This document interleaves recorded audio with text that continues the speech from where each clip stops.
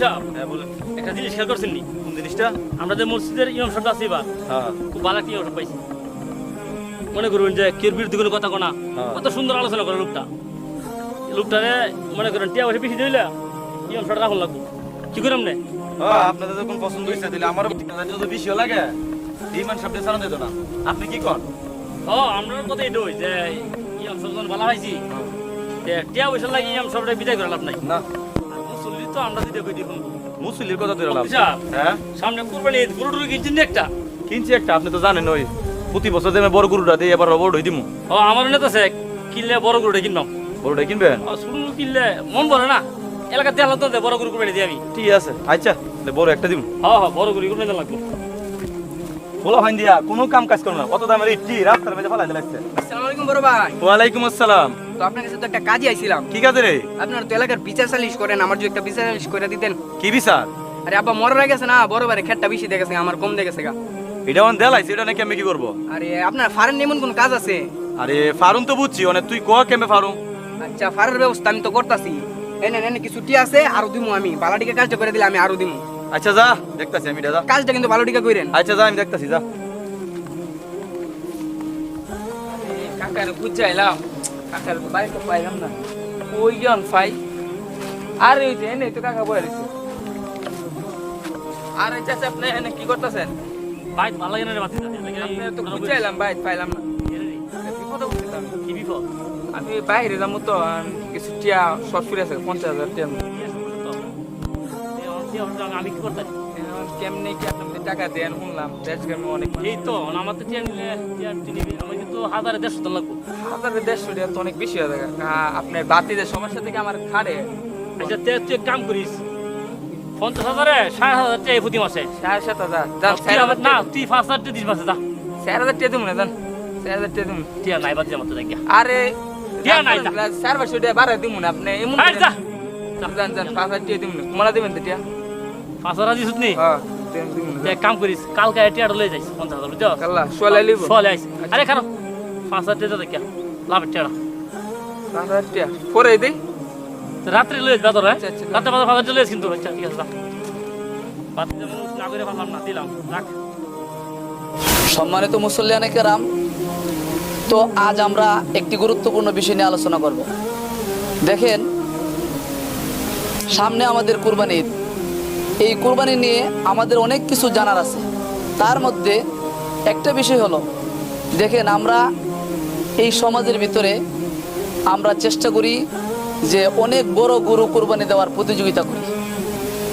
দেখেন, এই বড় গরু কুরবানি দেওয়ার মধ্যে যদি আমরা এই টাকাগুলো যদি সুদের টাকা হয়, তাহলে আমাদের এই বড় গরু কুরবানি দেওয়ার কোনো লাভ নেই।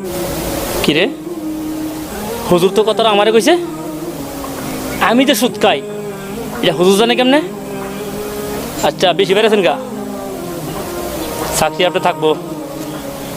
এই কুরবানির ক্ষেত্রে যদি এই টাকাগুলি যদি ঘুষের টাকা হয়, তাহলেও আমাদের এই কুরবানি হবে না। রে হুজুর যেমন কথাটা আমারই কইছে, আমি জানি ঘুষ খাই, কেউ মনে হুজুরের তো কথাটা কইছে। আচ্ছা বিষয়টা আমি দেখতেছি। আসসালামু আলাইকুম হুজুর। ওয়ালাইকুম সালাম। কি হয়েছে আপনার? আমি জানি মুর্শিদের সভাপতি, আপনি জানেন না মুর্শিদের ভিতরে আবল তাবল শুরু করছেন। হ্যাঁ কি হয়েছে আপনার? সভাপতি সাহেব, কি হয়েছে বলবেন তো? আমি যে খাই এ কথাটা আপনাদের কইছে কেডা? আপনি কি কান আমি বুঝতেছি না তো। আমি জানি ঘুষ খাই এ কথাটা আপনাদের কইছে কেডা? আরে সভাপতি সাহেব, আমি তো আপনারে উল্লেখ করে কোনো কিছু কইছি না। আমি কইছি যারা ঘুষ খায়, ঘুষের টাকা দিয়া কুরবানি দিলে কুরবানি হবে না, আমি এই কথা কইছি। আপনারা কইতে যান কি? আচ্ছা আচ্ছা বুঝছি, কারে কি কয়ালান আনতা সন্না বুঝি। হ্যাঁ চাকরি কইরেন, ঠিক আছে চাকরি করে দিয়েছে, আপনি চাকরি কইরেন। আরে হক কথা কইলেও বুঝি জ্বালা। আহ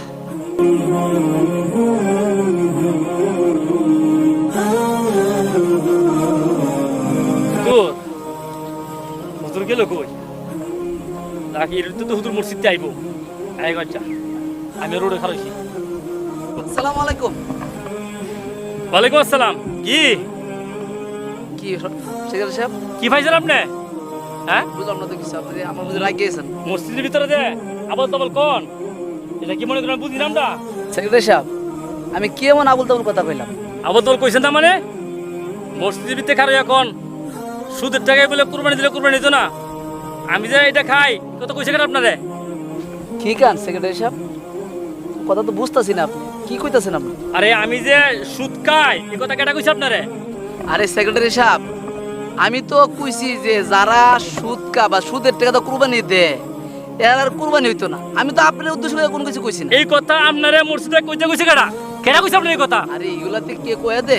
আমাদের সময়ের যে আলোচনা আছে আলোচনা আমরা করি। মনে আপনি কয়ে দেব কেউ? শুনেন একটা কথা কই জি বেশি বাইরেন না আর আপনার চাকরি সামনে জুমার থেকে আপনি আইন না আপনার চাকরি নাই আপনারা সেক্রেটারি যেমন বালা সাহেব মনে করছিলাম এমন বালা নাই আপনি শুনেন সেক্রেটারি সাহেব কোন আমরা চাকরির বই পাই না। হক কথা কইতে গেলে যদি আমাদের চাকরি চলে যায় এগুলো আমরা দ্বিধাবোধ করি। আচ্ছা যান হক কথা আপনি রাস্তা এখন যান আমার মসজিদে আপনি চাকরি নাই যান ঠিক আছে যান যান অসুবিধা নাই। আমি হক কথা কয়ে লইব অসুবিধা আগামীকালে আমি চলে যেতে আরে যান আপনি ঠিক আছে হক কথা কয়ে লইব হক কথা এটা মাত্র হক কথা হয়ে যেত না দিন যেত না হুম। হক আরে কথা। দুনিয়া হক কথা কইলেই অবস্থা না। ঠিক আছে সমস্যা নাই। চাকরি আল্লাহ তাআলা রিজিকে রাখলে কোনো জায়গায় না কোনো জায়গায় করতে পারবো সমস্যা নাই। হে আল্লাহ আমাদের সবাইকে ইসলামের পথে চলার তৌফিক দান করুন।